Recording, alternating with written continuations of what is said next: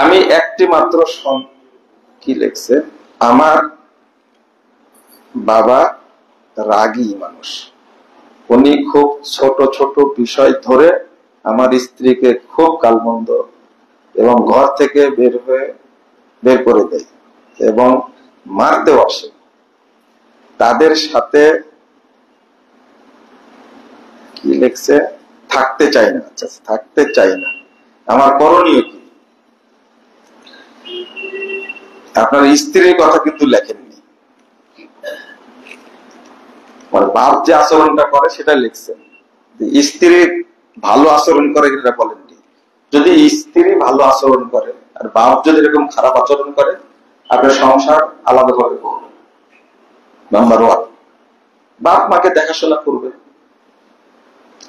আর এখানে পুরুষ মানুষের সবচেয়ে বড় দায়িত্ব হলো শাশুড়ি, শ্বশুর আর নিজের ওয়াইফ, এই 3 জনের মধ্যে সমন্বয় করে চলা। আর এটা হলো বাংলাদেশের কালচার। মনে হয় আপনি বিয়ে করেছেন আধুনিক সময় বিয়ে করছেন সম্ভবত। আধুনিক মেয়েরা বাপের বাড়ি থেকে শিখে আসে সংসার তোর কথায় চলবে, কিন্তু কথা বুঝতে পারলেন? তোর হাজবেন্ডের কথায় সংসার চললে তোরা কোনো উন্নতি করতে পারবে না। এই জায়গায় ম্যাক্সিমাম ঘটনাটা ঘটে, এটা বাস্তবতা। সাথে সাথে এটাও বলি যে শাশুড়ি শ্বশুর বৌমাকে, আমি বলবো অধিকাংশ বৌমাকে মনে করে একটা কাজের মেয়ে। এটা শ্বশুর শাশুড়ি যেমন অন্যায় করে, আর কোন বৌমা যদি এই ধরনের ধ্যান থাকে তারও এটা অন্যায়। কিন্তু বুঝি না, কোন কোন জায়গাতে দেখি শ্বশুর আর শাশুড়ির সাথে বৌমা এত সুন্দর সম্পর্ক, এটা কিন্তু আল্লাহর একটা রহমত। ও কিন্তু চিন্তা করে না যে আমিও একসময় কি হব, শাশুড়ি হব।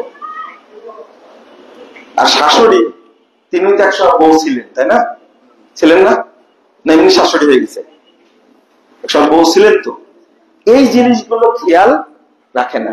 এই অশান্তিটা এখন বাংলাদেশ সবচেয়ে বেশি, সবচেয়ে বেশি। বিশেষ করে বৌমা শ্বশুর শাশুড়িকে মেনে নিতেই চাই না।